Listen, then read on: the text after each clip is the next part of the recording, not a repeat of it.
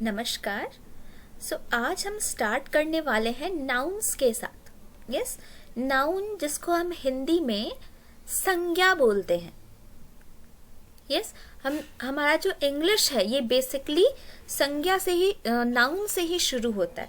जैसे अगर आप हिंदी व्याकरण पढ़े होंगे तो जैसे आपका व्याकरण में आप सबसे पहले संज्ञा से शुरू करते हैं ना, संज्ञा, सर्वनाम, फिर आगे। तो उसी तरह से हमारा ये जो संज्ञा है उसको हम इंग्लिश में नाउन बोलते हैं। यस, तो जैसे हम हिंदी में कहते हैं कि किसी व्यक्ति, वस्तु अथवा स्थान के नाम को संज्ञा बोलते हैं, तो बिल्कुल वैसे ही किसी भी इंसान का नाम, किसी भी जगह का नाम, किसी भी सामान का नाम, किसी भी इंसान का नाम को हम नाउन बोलते हैं। A noun is a word for a person, place or thing. Everything we can see or talk about is represented by a word that names it. तो कहने का मतलब है कि जिस भी चीज के बारे में हम बात करते हैं उसको हम नाउन बोलते हैं। तो ये जो नाउन है ये 4 तरह का होता है। ये जो संज्ञा है ये 4 तरह का होता है। तो जो पहला नाउन है वो है हमारा कॉमन नाउन। कॉमन नाउन वो नाउन है जिसमें हम स्पेसिफिक नहीं होते हैं किसी भी चीज को लेके, है ना। जैसे हम कहते हैं, जैसे एग्जाम्पल में सामने देख सकते हैं हम, पर्सन, सिटी, डॉग, है ना। कोई भी चीज है, पर्सन जैसे लोग, तो लोग में हम किसी इंसान का नाम नहीं ले रहे हैं। हम ये नहीं बता रहे कि उस लोग में मेल है, फीमेल है ना, कौन है, कोई मतलब नहीं है। उसमें राम है, सीता है, गीता है, हमको उससे कोई मतलब नहीं है, बस लोग हैं। तो लोग मीन्स कॉमन हो गया, उसमें कॉमन हो गया, उसमें कोई स्पेसिफिक नहीं है। उसी तरह से सिटी, बहुत सारे सिटी हैं इंडिया में या आउट ऑफ इंडिया भी सिटीज बहुत सारे हैं। यस, लेकिन हम इसमें किसी एक सिटी का नाम नहीं ले रहे हैं, तो ये कॉमन नाउन है। अच्छा, अगर हम किसी एक सिटी का नाम ले लेंगे तो ये हमारा हो जाएगा प्रॉपर नाउन। यस, जैसे अगर मैंने दिल्ली का नाम ले लिया, दिल्ली एक बहुत ही अच्छा शहर है। Delhi is a very good city. शहर तो शहर ही है, शहर अगर है तो वो कॉमन नाउन है। लेकिन अगर हम दिल्ली की बात कर रहे हैं कि दिल्ली एक बहुत ही अच्छा शहर है, यस, तो दिल्ली जो है वो प्रॉपर नाउन है। बिल्कुल उसी तरह से जैसे कि यहाँ पे हमने एग्जाम्पल में न्यूयॉर्क देख सकते हैं। यस, ये जो न्यूयॉर्क है, हमारा पहला एग्जाम्पल यहाँ पे माइकल है। तो अगर हम बोलें कि वो लड़का अच्छा है, तो अगर वो लड़का है तो कॉमन नाउन है। लेकिन अगर हम ये कहें कि माइकल एक अच्छा लड़का है, यस, तो माइकल जो होगा वो हमारा प्रॉपर नाउन होगा। मुझे लगता है यहां तक सब लोगों को समझ में आ गया होगा। इसलिए एक छोटा सा एक्सरसाइज है जो कि और भी चीजें क्लियर कर देगा अगर कोई भी कंफ्यूजन होगा तो। Who is your teacher? अगर हम ये देखें, हु इज योर टीचर, तो ये जो टीचर है, यस, ये जो टीचर वर्ड है ये कॉमन नाउन है। लेकिन अगर आप अपनी टीचर का नाम लिख लेते हैं तो वो प्रॉपर नाउन हो जाएगा। हाँ, एक चीज और कि हमारा जो भी नाम शुरू होता है वो कैपिटल लेटर से शुरू होता है ना, वो हमें सबको पता है। तो बिल्कुल आराम से आप यहाँ पे अपने टीचर का नाम लिख सकते हैं, वो है हमारा प्रॉपर नाउन। बिल्कुल उस तरह से who sits next to you, अगर आप क्लास में होते हैं या कहीं पे भी बैठते हैं तो कौन है जो रेगुलरली आपके बगल में बैठता है, उसका नाम प्रॉपर नाउन हो जाएगा। हु हैज लॉन्ग हेयर, आपके फैमिली में या आपके फ्रेंड्स में कौन है जिसके बाल बहुत लंबे लंबे हैं, यस, उसका नाम प्रॉपर नाउन हो जाएगा। व्हाट इज योर नेम, आपका नाम क्या है, तो आप भी एक प्रॉपर नाउन है। किसका बाल सबसे छोटा है, आपके फैमिली में या आपके फ्रेंड्स में जिस किसी का बाल सबसे छोटा हो, उसका नाम लिख सकते हैं आप यहाँ पे, और वो भी प्रॉपर नाउन में ही आएगा। Who likes to read books? कौन है जो बहुत ज्यादा पसंद है किताबें पढ़ना, उनका नाम भी प्रॉपर नाउन हो जाएगा। Who likes to play at recess? recess के टाइम पे किसको बहुत ज्यादा खेलना पसंद है? And who is your best friend? आपका बेस्ट फ्रेंड कौन है? तो उनका नाम भी प्रॉपर नाउन। मीन्स इतने सारे ये जो हमने जो नाम लिस्ट किए हैं, ये जितने लोग हैं, है ना, जिन जिन का भी आप नाम लिखेंगे, ये सब आपके प्रॉपर नाउन है। ओके, नेक्स्ट है हमारे पास एब्स्ट्रैक्ट नाउन। एब्स्ट्रैक्ट नाउन एक ऐसा नाउन है जो कि हमारे जिसको हम ना छू सकते हैं ना देख सकते हैं। मीन्स हमारी फीलिंग्स की संज्ञा है।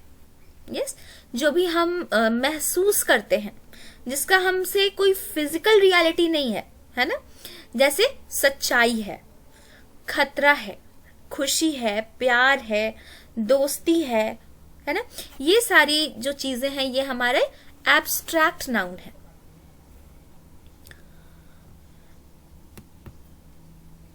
ओके, तो इसमें आपको एब्स्ट्रैक्ट नाउन ढूंढना है। जैसे question number 1, our freedom is very important to अस।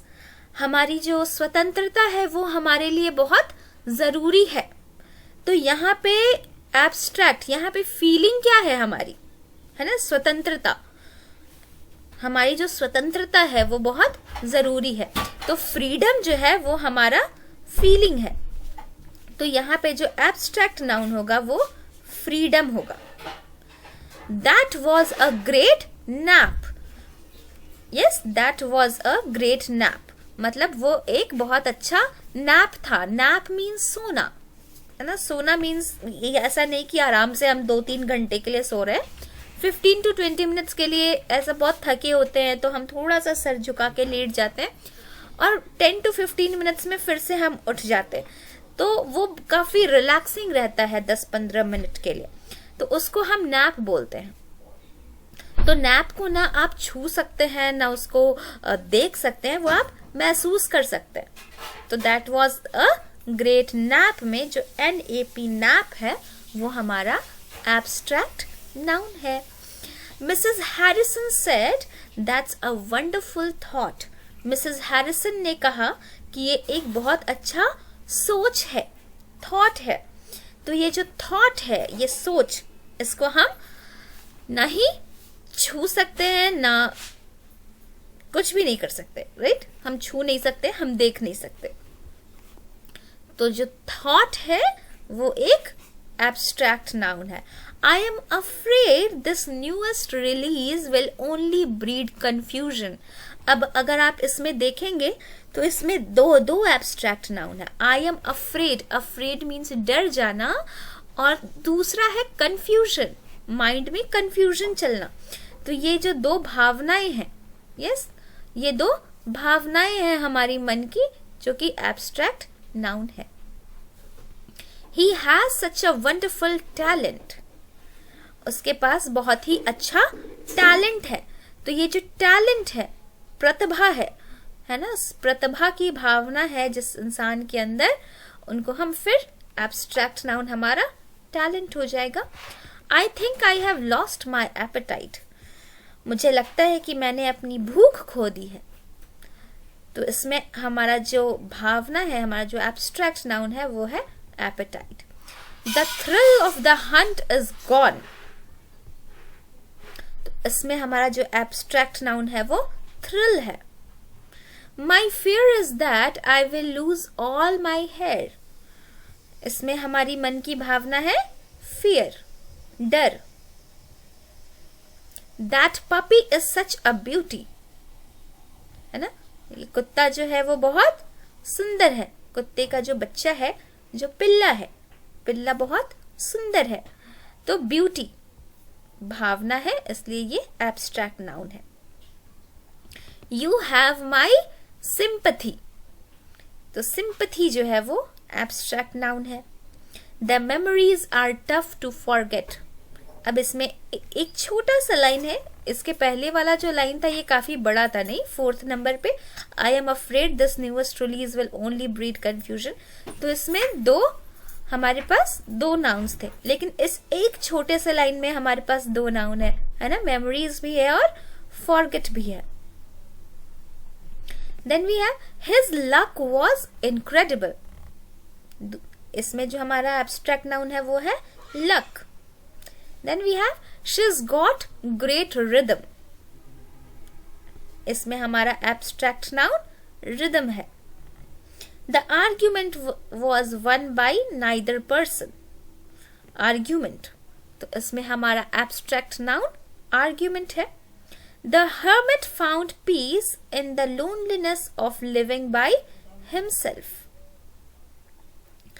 इसमें भी दो है, एक है पीस और दूसरा है लोनलीनेस। यस, सो यहां कंप्लीट होता है हमारा एब्स्ट्रैक्ट नाउन, और इसके बाद हमारा लास्ट एंड 4th नाउन है जो है कलेक्टिव नाउन।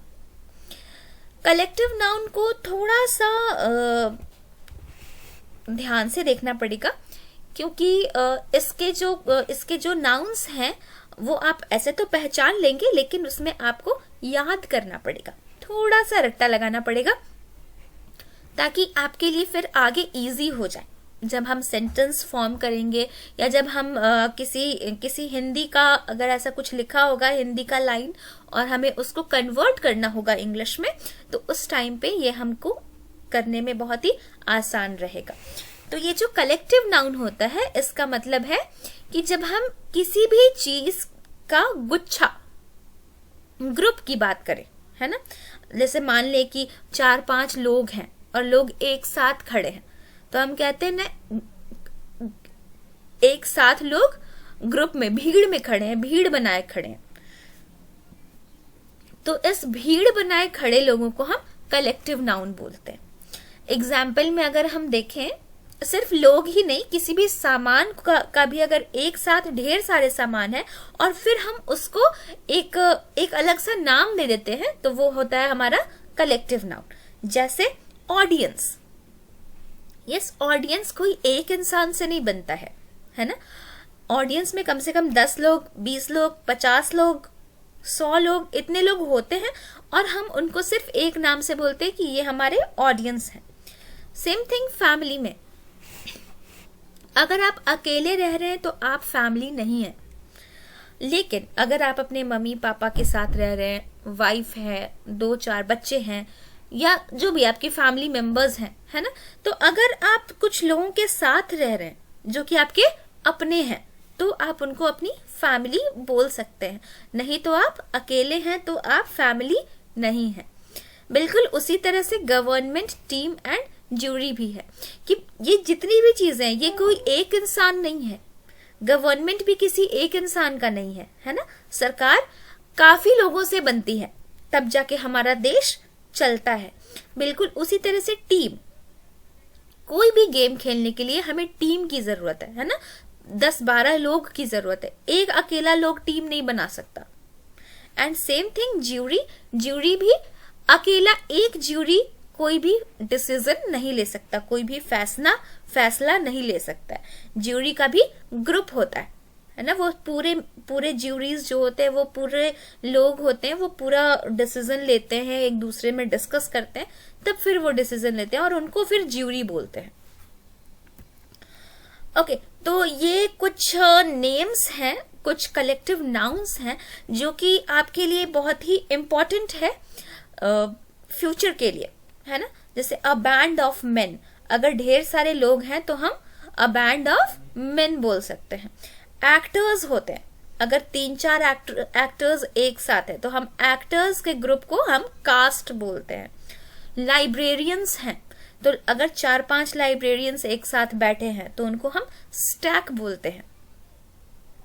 जजेस के ग्रुप को हम सेंटेंस बोलते हैं। ब्यूटीज के ग्रुप को हम गैलेक्सी बोलते हैं। गर्ल्स के ग्रुप को हम बेवी बोलते हैं।